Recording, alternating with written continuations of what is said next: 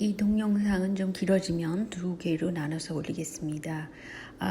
중국에 온 제수잇 예수회에 대해서 설명하는데요. 이것은 마오, 그러니까 모택동과 연관되기 때문에 굉장히 중요한 일입니다. 중국에 예수회가 들어온 것은 1552년부터였다고 그러는데요. 여러분도 그 이름을 아시겠지만 그 프란시스 사비에라는 예수의 신부가 오면서 이게 시작됐다고 그럽니다. 그래서 그 책이 있는데요. 중국에 온 그 스페인 계통의 그 예수회라는 책도 있다고 그럽니다. 그런데 왜 중국에 예수회가 중요한가? 그 이유는 그러니까 16세기 중반에 들어왔단 말이죠. 그래서 그때의 유명한 그 마테오 리치도 이태리 계통으로 와가지고 여러 가지 중국에 대한 것을 유럽에 알리게 됩니다. 그리고 1608년에 상하이에 교회의 성당을 짓게 됩니다. 그래서 이것도 예수회에서 지은 그런 성당이라고 그러네요. 그러니까 1608년이면은 상당히 오래된 그런 성당이 있다는 거죠. 근데 마오의 경우는 중국의 바로 세계화 세력으로서 어떤 인형이라고 그래야 되나요? 퍼펫으로 거기다 꽂아 놓은 것이라고 볼 수 있는데 그 플랜을 누가 했냐면 예수회에서 했다는 것이죠. 그래서 현재 중국에서 일어나는 모든 일은 바로 그 로마에서 컨트롤하고 있다. 이런 말을 듣게 됩니다.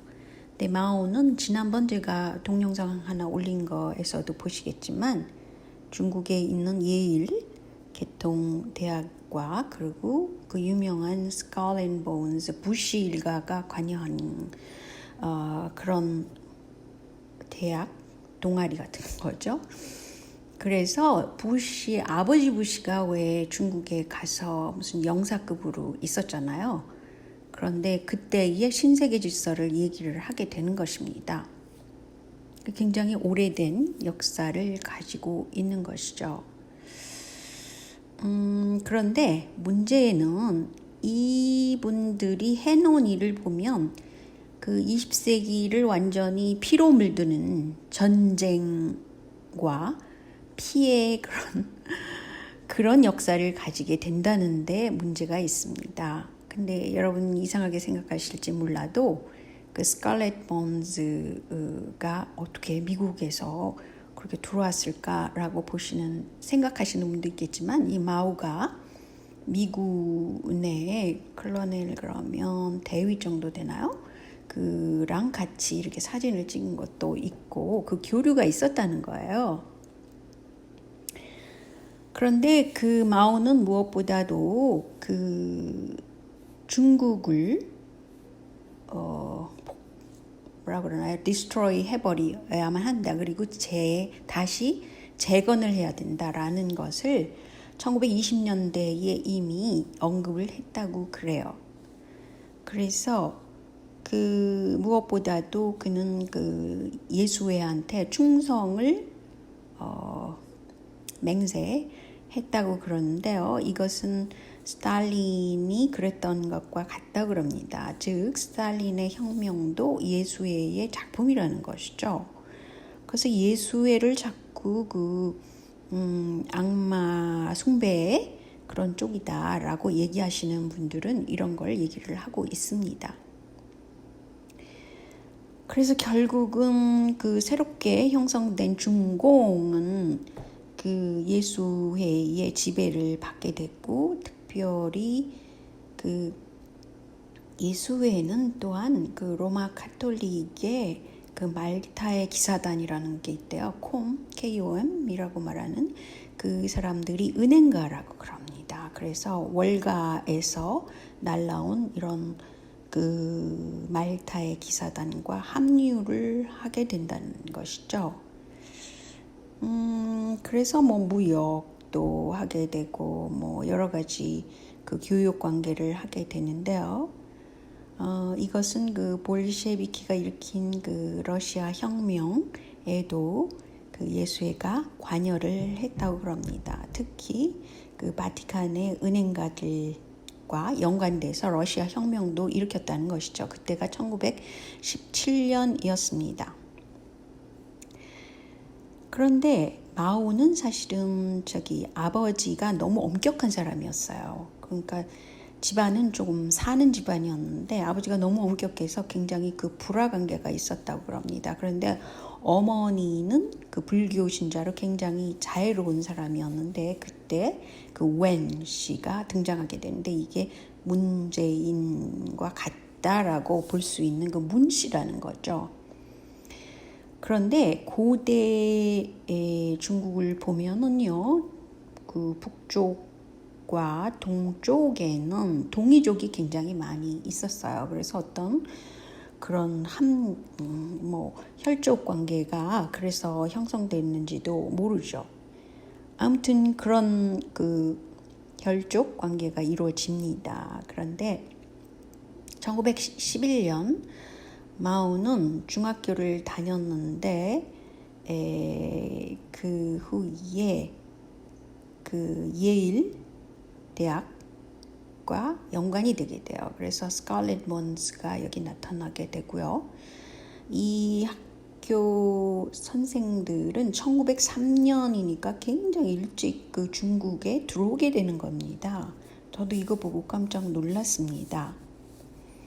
그래서 결국은 예수회는 중국 내에 있는 예일 대학을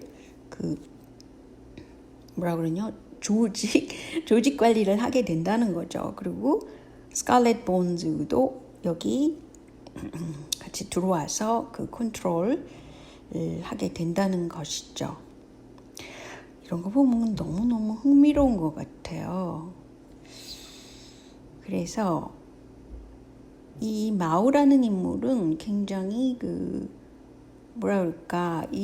굉장히 도덕적으로 괜찮은 인물은 아니라고 볼 수 있어요.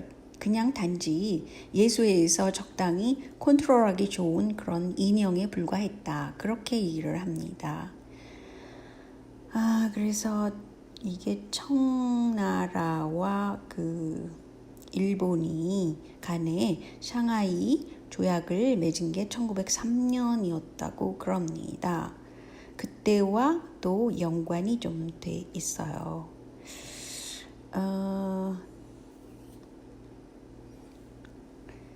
그런데 예수회에는 이 당시에 두 집단이 굉장히 껄끄러웠어요. 굉장히 서로 그 사이가 안 좋았다는 것이죠. 한 집단은 누구냐면 개신교 집단이고요. 다른 한 집단은 누구냐?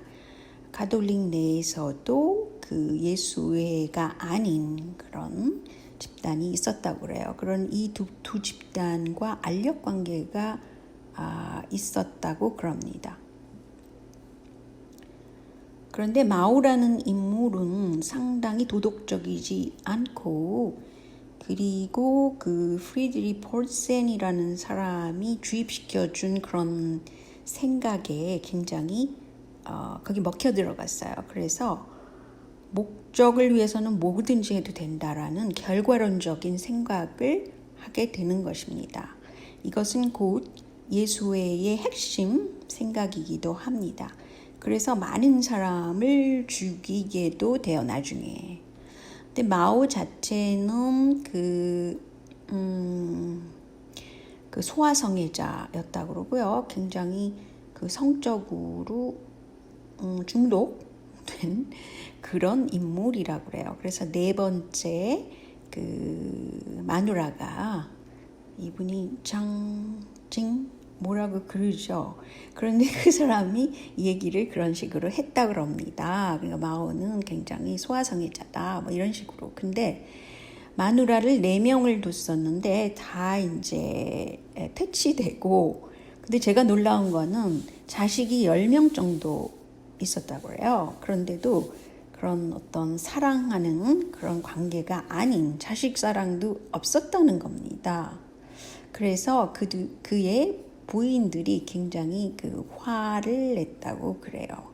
그러니까 그렇게 썩 좋은 인물은 아니라는 것이죠. 그리고 그의 책이라고 하는 그 작은 빨간 책이라는 제목이 있었나 봐요. 근데 그게 그 마오가 쓴 책이 아니라 그럽니다. 이 책은 그 언론인으로 유명한 이스라엘 앱스타인이 썼다고. 근데 이스라엘 앱스타인은 굉장히 선전에 능한 그런 사람이었다고 그래요. 근데 앱스타인은 1917년 굉장히 일찍 아버지랑 같이 그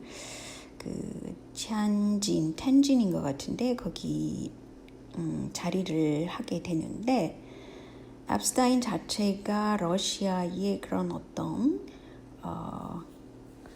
비밀 경찰이었다고 그런 말이 있습니다. 그렇지만 어쨌든 그는 그 저널리스트로 유명했는데 이 티안신 타임즈라는 것은 그 당시 로스차일드 그 유명한 재력가인 로스차일드가 소유한 그런 그 영어자 그런 신문이었다고 그래요. 굉장히 흥미롭죠. 그러니까 뭐 로스차일드가 지금 세계를 그 세계화한다라는 것이 그 1900년대 초반에 벌써 이미 중국 속에 들어가서 이미 그것을 기획했다는 것이죠. 앱스타인은